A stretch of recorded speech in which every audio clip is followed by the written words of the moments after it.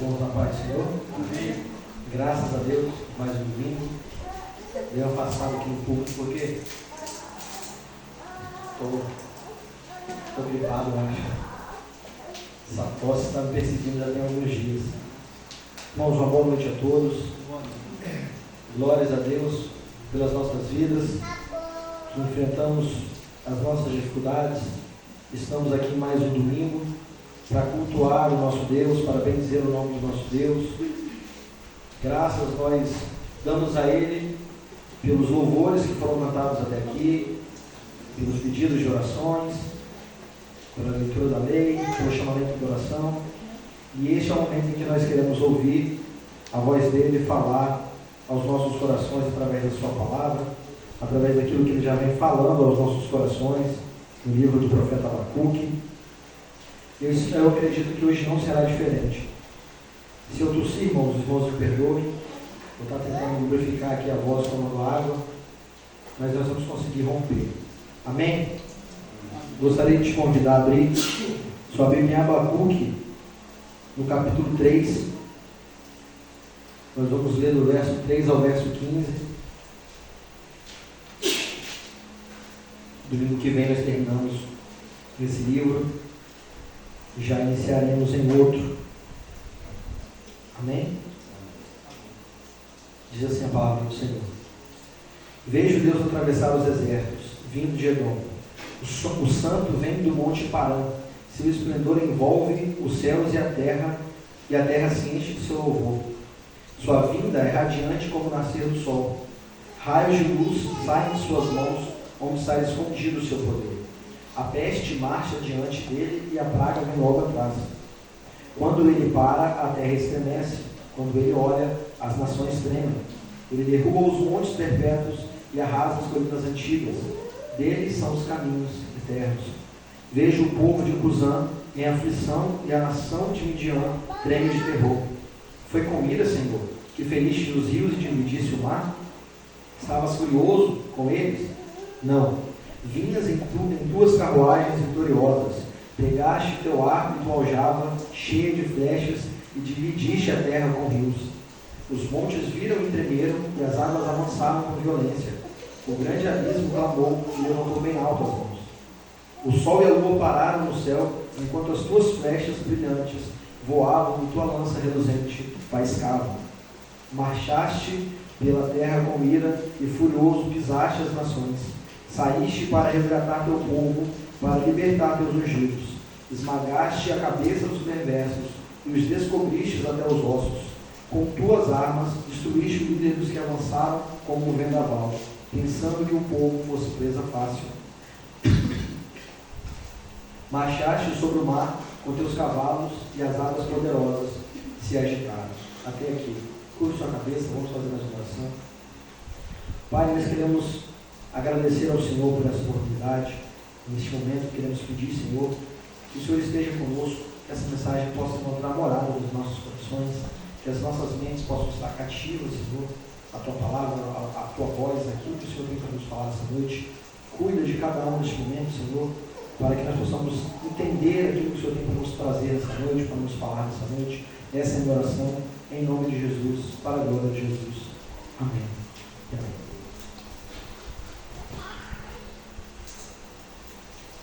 Nesse momento, irmão, eu te convido a tentar prestar o máximo de atenção. Eu sei que quem está com o neném é mais complicado, mas eu te convido a prestar o máximo de atenção na palavra do Senhor. Para as mulheres aí que estão acompanhando comigo lá o livro, né? No capítulo 3 ali, a Elizabeth disse que quando ela chegava na igreja, às vezes elas pegavam, pensando em outras coisas, que nós somos ego, mas que a adoração não é um sentimento, a adoração é uma atitude. Então ela chegava até a igreja, dobrava os seus joelhos e clamava ao Senhor: Jesus, tenha misericórdia de mim. E é isso que nós temos que fazer nessa hora. Clamar ao Senhor, tenha misericórdia de nós, para que nós venhamos ouvir a Tua voz com o máximo de atenção possível. Amém? Irmãos, nós chegamos aqui agora no verso 3 ao verso 15, tendo já o profeta Abacuque passado pelo capítulo 1, pelo capítulo 2, escutado aquilo que Deus iria fazer com o povo de Judá, escutado que Deus iria castigar a Babilônia, Nós falamos aqui na semana passada que esse capítulo é um capítulo muito bonito, porque é uma poesia, né? Aqui é como se fosse um salmo, e Abacuque aqui agora nessa parte final, ele confia no Senhor, ele está num cântico aqui de confiança, ele está animado, porque ele conheceu o Senhor, ele sabe quem é o Senhor, e agora aqui ele vai refletir sobre os feitos do passado, e isso vai trazer para ele esperança nos dias presentes. Quando Abacuque começa a enxergar aquilo que Deus já fez no passado, ele se torna esperançoso. Então é isso que nós vamos ouvir aqui nessa noite, aprender um pouco mais nessa noite. Abacuque aqui quer animar e consolar os fiéis de Judá, quer te animar e quer me animar, falando para nós que nós devemos esperar no Senhor, confiar no Senhor, sabendo nós que Deus deu redenção àquele povo que estava no Egito, aquele povo que no dia dos juízes sofria, pelejava, e Deus enviava um juiz, e estava ali sempre com o povo em suas mãos, levava até eles a sua misericórdia, e não vai ser diferente hoje, irmãos.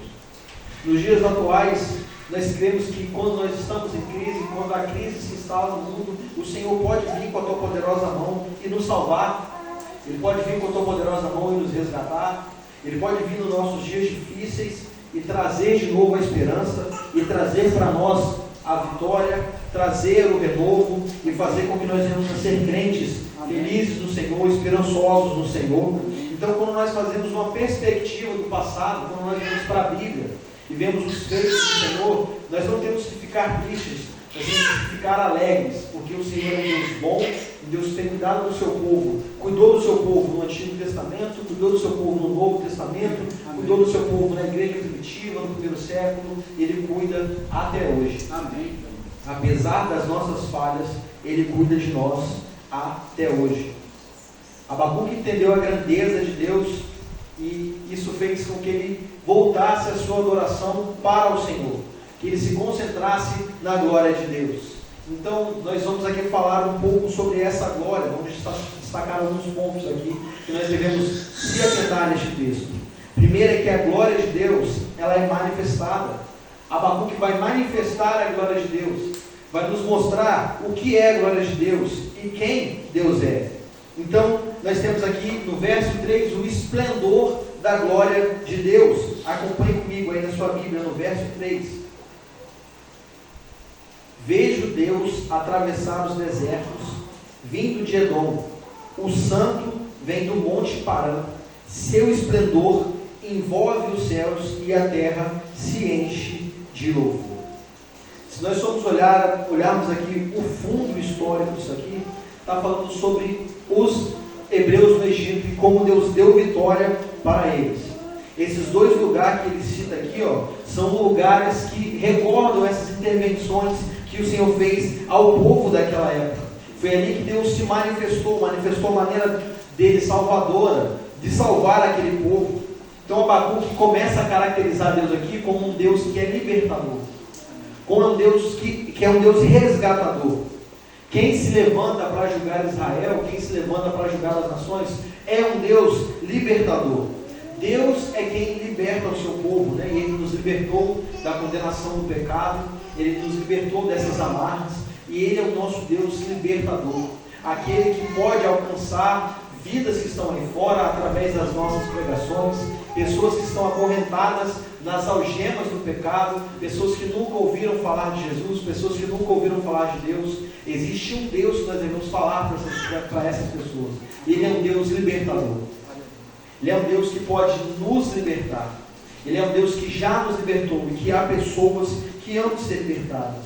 Mas é necessário uma vida de santidade. Quando nós falamos que somos libertos por esse Deus e que Ele nos alcançou, Ele espera então de nós que nós venhamos a ter santidade, porque aqui fala, vejo Deus atravessar os desertos, vindo de Edom, o santo vem do monte Parã. Esse Deus, Ele é santo, a glória de Deus é santa. O que é uma coisa santa? É algo que é limpo, que é puro, que não se mistura com o mal. Então, se a glória de Deus é santa, se Deus é santa, Deus é santo, Ele não se mistura com o mal, Ele não tolera com o mal, Ele vem para julgar os ímpios, e Ele vem para disciplinar o seu povo, para trazer a salvação para o seu povo, mas quando Deus manifesta a sua glória, Ele manifesta uma glória santa. Por ser santo, Ele quer que nós caminhamos num caminho de santidade. É necessário trilhar um caminho de santidade. Para isso, muitas vezes, o Senhor nos disciplina, porque Ele quer restaurar o seu povo. Foi assim com o povo no Antigo Testamento. Deus não simplesmente o punia porque queria castigar aquele povo, e simplesmente castigar. Às vezes nós até fazemos isso com os nossos filhos. Quando nós batemos os nossos filhos simplesmente para castigar eles, isso é diferente de trazer para ele a restauração ou a disciplina que vai trazer ele de volta para o caminho. Deus, quando disciplinava o povo, tinha o interesse de regenerar aquele povo, de restaurar aquele povo. Aquele povo estava andando para fora do caminho, então ele vinha com a sua disciplina para consertar o caminho do povo. Ele não simplesmente disciplinava o povo e o povo continuava do jeito que estava. Ele trazia restauração. Isso mostra que esse é um Deus de amor, que esse é um Deus que nos ama, que às vezes nós precisamos ser disciplinados para que haja restauração em nós, para que haja uma volta para o caminho do Senhor, para que comece a olhar para a santidade de forma diferente. Hebreus capítulo 12, verso 14 vai dizer, segui a paz com todos e a santificação, sem a qual ninguém verá o Senhor. Está tratando de santificação aqui.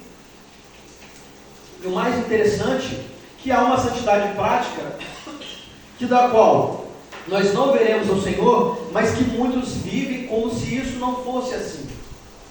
Há uma santidade prática, da qual nós não veremos ao Senhor, mas que nós vivemos como se isso não fosse assim. Os cristãos costumam viver de modo nominal. Os cristãos costumam viver de modo que a palavra de Deus, naquele grande dia, em Mateus, vai dizer que eles não serão conhecidos, que o Senhor nunca os conheceu, porque eles são cristãos nominais, só pelo nome, mas eles não vivem uma vida. Romanos, no seu capítulo 8, verso 13, vai dizer, olha, se viverem segundo a carne, caminham para a morte, vocês caminham para a morte. Se nós não atentarmos para a nossa santidade e para a nossa vida cotidiana, a maneira em que nós vivemos, é isso aqui que nos espera. Olha, nunca vos conheci, afastai de mim porque eu não te conheço. O caminho que leva ao pecado, uma vida sem santidade, é a morte. A luta por essa santidade, a maneira como nos portamos, ela tem que ser persistente. Nós temos que ter fé, orar ao Senhor que derrame da sua graça, porque isso é importante nas nossas vidas. Existe uma outra maneira de buscar a santidade que frustra e que conduz à morte. Os apóstolos vão aqui nos advertir quanto a servir a Deus de outra maneira que não pela nossa fé, em sua graça capacitadora. Aqueles irmãos que se dizem crentes, mas que não são crentes, que vêm para a igreja, mas não colocam a mão em nada, não fazem nada.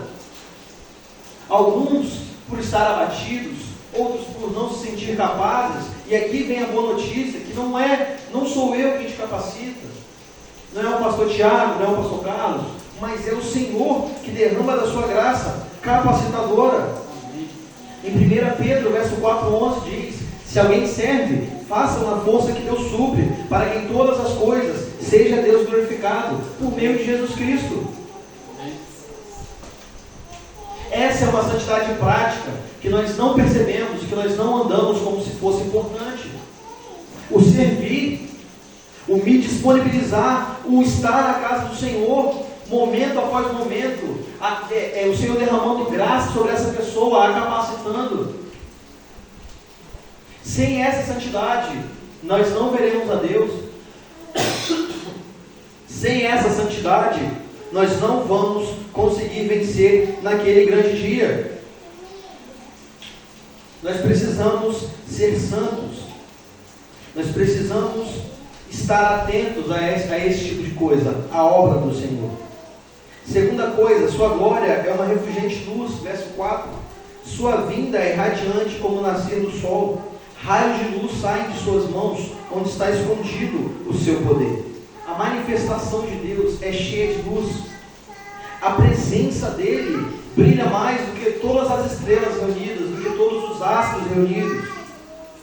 O que são o brilho dos astros? O que é o sol? Perto do Senhor. Perto do Senhor o sol se torna pálido. O sol se torna apagado, porque o seu brilho é imenso. O seu brilho é enorme. E talvez a sua alma tenha estado em trevas, meu irmão. Talvez a sua alma esteja escura. Talvez a sua vida espiritual esteja escurecida. E não há nenhum poder humano capaz de iluminar essas trevas. Não há nenhuma lamparina, não há nenhuma lâmpada de LED que possa fazer com que essas trevas saiam da sua vida. Somente o nosso Deus pode iluminar essas trevas, fazer com que esplandeça imediatamente a luz dele na sua vida, tirando todo o rancor do seu coração, tirando todo o desânimo, toda a tristeza do seu coração. Somente ele pode romper essa escuridão e fazer a luz brilhar ao seu redor. Somente esse Deus, que é radiante como o nascer do sol, que raios de luz saem de suas mãos, pode fazer isso. E a misericórdia dele se manifesta no fato de que, se ele nos deu uma luz, de maneira nenhuma outra pessoa pode apagar essa luz. É nisso que a sua misericórdia se manifesta. Tampouco essa luz se acabará por falta de energia. Se foi o Senhor que nos iluminou, essa luz, ainda que esteja com pouco brilho, ela não se apagará. A misericórdia do Senhor insiste nisso, que poderemos dizer que em breve o Senhor poderá estar diante de nós, e essa lamparina, esse fogo que hoje está apagado, que hoje está pequeno, irá brilhar, irá aumentar, irá resplandecer, não por causa de mim, não por causa de você, mas por causa de quem o Senhor é. Não importa o tamanho da escuridão que você esteja, não importa o tamanho das trevas que a sua alma se encontra, há um Deus que traz luz, há um Deus que ilumina o nosso interior, um Deus que nos chama para ser dele, um Deus que nos chama para que os nossos olhos venham estar exclusivamente fixados nele e em mais nada. Ele é o Deus que em breve nos estaremos juntos, e a luz será intensa, a luz será constante, ela jamais será apagada, obscurecida, ela será intensa. A glória de Deus em julgamento, a peste marcha adiante dele e a praga vem logo atrás, no verso 5. Nós falamos desse Deus que tem a sua presença majestosa, que ele é luz, fonte de luz. Aqui vemos um pouco aqui na sombra sobre o que o Senhor fez no Egito com os egípcios. Cada praga que o Senhor mandava destruía o ídolo daquele povo. Vemos aqui Abacuque usar essa palavra, fazendo também uma figuração a Deuteronômio capítulo 28, verso 21, que diz que o Senhor afligirá com pragas até fazê-los desaparecer da terra em que estão prestes a entrar e tomar posse. Essa dimensão de quem o Senhor é. Quando ele vir para julgar, ele virá para devastar todas as coisas, tudo. Porque ele é um Deus de amor, mas também é um Deus de justiça, e não deixará que os pecados fiquem impunes. Ele é um Deus, como diz no verso 5, que a peste marcha diante dele. Na hora do julgamento, não haverá escolha, não haverá esconderijos. Será alcançado pela sua forte ira. O Senhor os ferirá com doenças debilitantes, com febres, inflamações, com calor ardente e secas, com ferrugem e mofo. Essas calamidades os perseguirão até que vocês morram. Esse é o poderoso Deus. Esse é o poderoso Deus. E o poder de Deus vai ser demonstrado mais à frente, no verso 6 e no verso 7. Verso 6: quando ele para, a terra estremece; quando ele olha, as nações tremem. Ele derruba os montes perpétuos e arrasa as colinas antigas. Dele são os caminhos eternos. Quando o Senhor se manifesta, a terra treme. Aonde o Senhor passar, as coisas mudam a sua forma. Porque Ele é poderoso, porque Ele é majestoso, porque foi Ele que fez todas essas coisas. A natureza escuta a sua voz.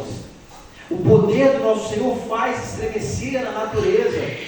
Esse poder precisa fazer estremecer a natureza da sua vida e da minha vida, irmãos. A natureza de quem nós somos. Quando ouvimos Ele chegar, quando ouvimos falar o seu nome, isso tem que causar em nós mudança, tem que causar em nós tremor, temor. Deus é infinito em poder, e na última parte do versículo diz que os caminhos eternos são dele. Para onde nós vamos? Que caminho nós vamos tomar? Para onde os nossos olhos estão apontados? Para onde está apontado o nosso coração? Dele são os caminhos eternos. Nós devemos a Ele uma vida de devoção constantemente, lutando constantemente contra os nossos pecados, contra as nossas falhas, contra quem nós somos. Porque Ele é um Deus que, quando Ele chega, a terra estremece. As nações tremem, os montes derretem.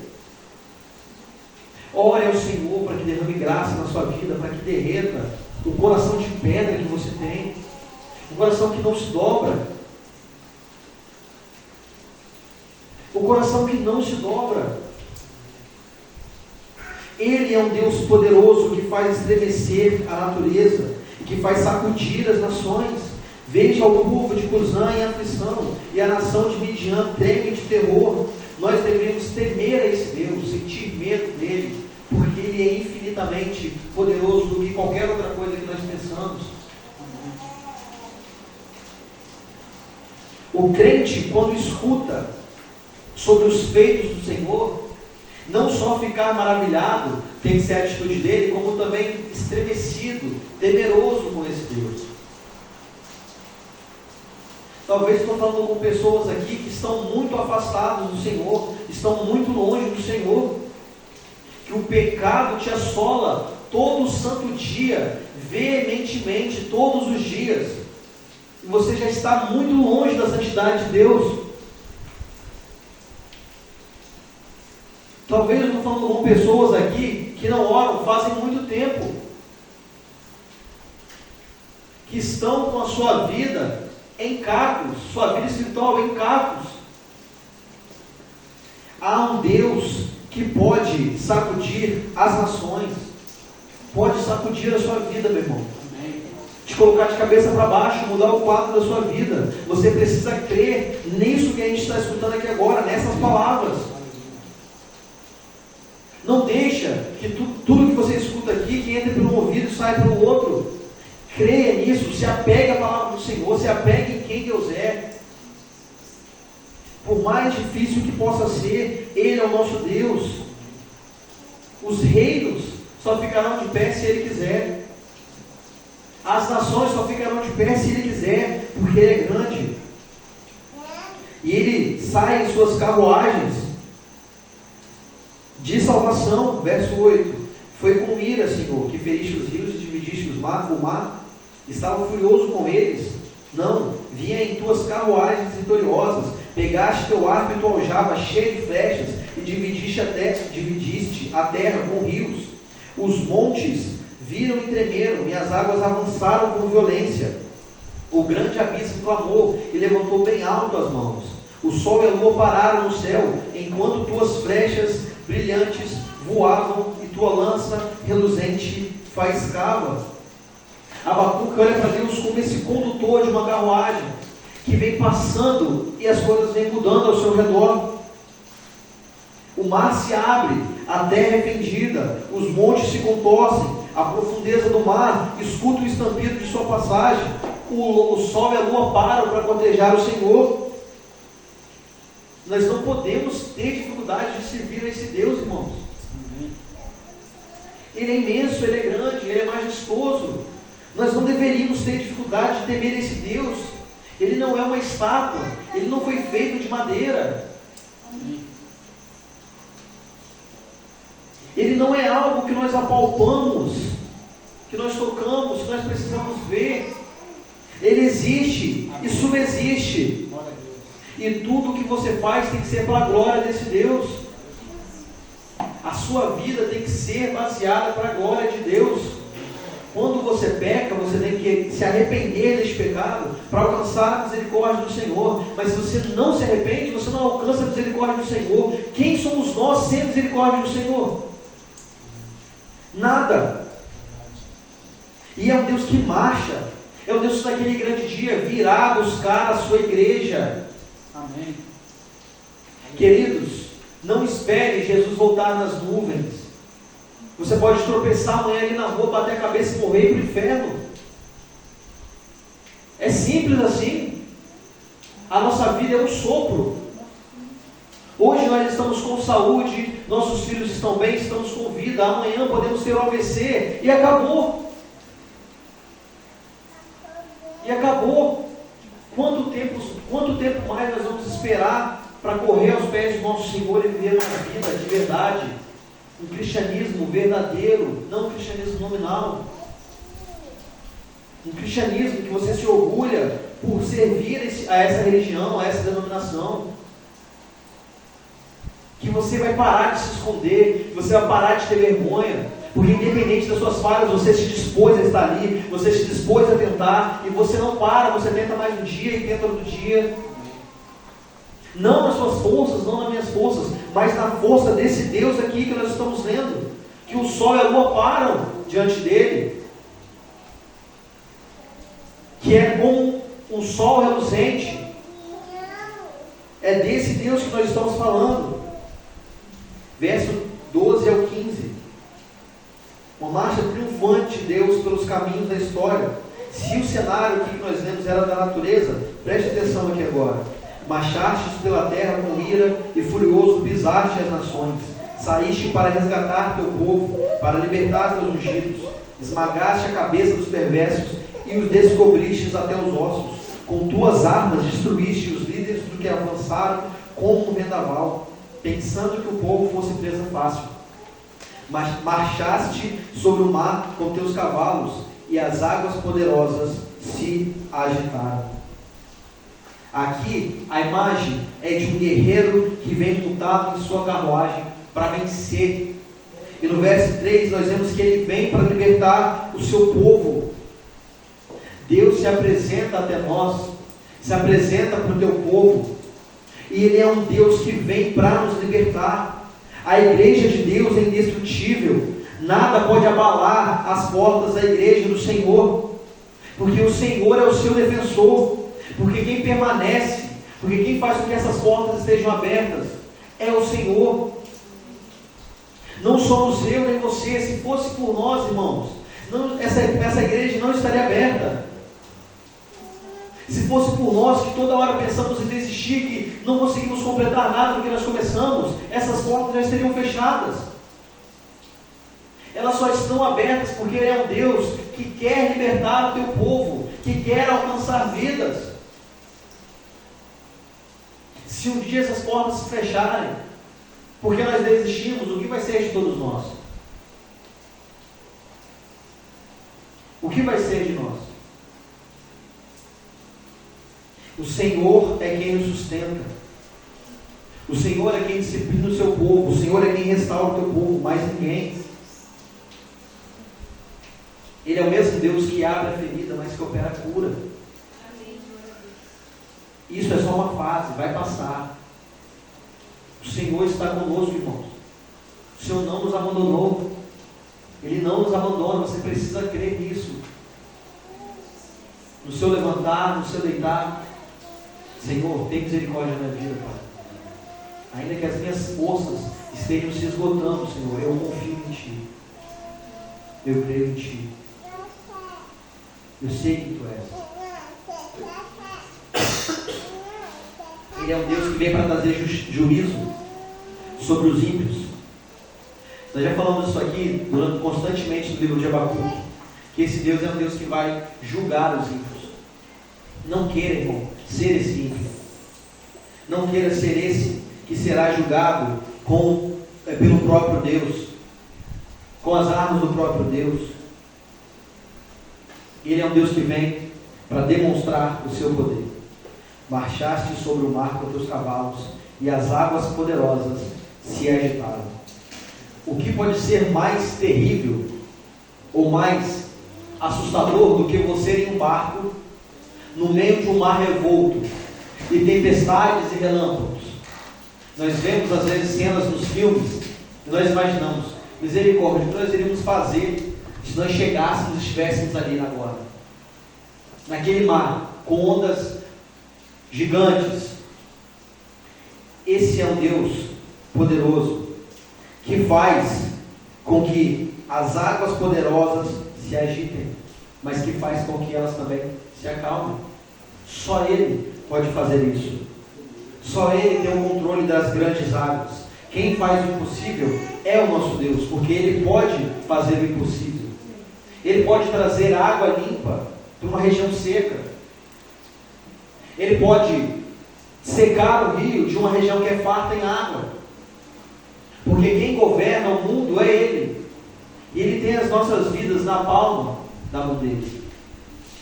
Esse é um Deus rico em poder, misericórdia, infinito em poder, infinito em misericórdia, infinito em graça. Quando nós olhamos para a história, não há outro como Ele, porque Ele mudou a história. Porque Ele olha para o tempo de maneira diferente como nós olhamos. Porque Ele é um Deus que é infinito em seu ser. Não há nação, não há poder militar, não há economia, não há riquezas, não há casamento, não há filhos, não há nada que possa ser mais importante que o nosso Deus. Não há nada que possa fazer com que as nossas vidas tenham mais razão do que o nosso Deus. E Ele é o Deus que está falando ao meu coração nessa noite. Acredito que falou ao seu coração nessa noite. Ele é um Deus poderoso. Confie nele. Amém? Curva sua cabeça, sua cabeça. Pai, nós queremos te agradecer, Senhor, pela tua palavra. Senhor, te pedir perdão pela nossa falha, pelos nossos pecados, pelas vezes, Pai, estremecermos com as coisas dessa vida, com as coisas desse mundo, Senhor. Que o nosso coração possa entender que o Senhor é um Deus magnífico, um Deus poderoso, imenso, Senhor. Um Deus que pode mudar o quadro da nossa vida com o estalar de Deus. Um Deus que rege todas as coisas, todo o nosso destino, todas as nossas atitudes, um soberano Deus. Pai, ajuda o meu coração falho a confiar em Ti.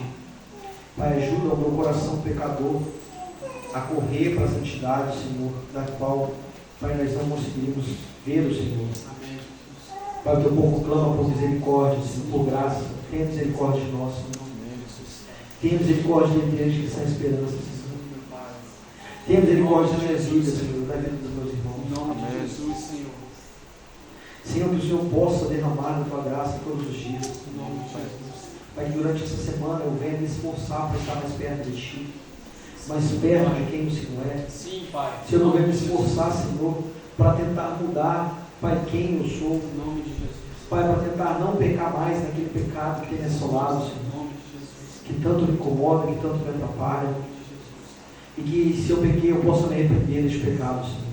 Confessar a Ti o meu erro, porque sei que certamente alcançarei a Tua misericórdia, Senhor. Em nome de Jesus. Fica com o Teu povo nessa hora, em nome de Jesus, para a glória de Jesus. Amém.